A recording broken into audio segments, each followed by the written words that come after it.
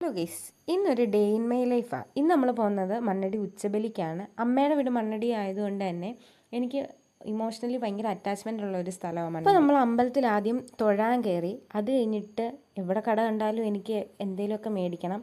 കമ്മലാണ് main. എവിടെ കമ്മലുണ്ടെങ്കിലും എനിക്ക് മേടിക്കണം. ഇപ്പോൾ കമ്മൽ വെക്കാൻ സ്ഥലമില്ലാത്ത അവസ്ഥയാണ്. പിന്നെ നമ്മൾ പോയത് എൻ്റെ ചേച്ചിയുടെ വീട്ടിലോട്ടാണ്. അവിടെ ആദ്യമേ ചെന്നപ്പോഴത്തേക്കും എനിക്ക് പായസം ഇളക്കാനുള്ള പണിയാണ് കിട്ടിയത്.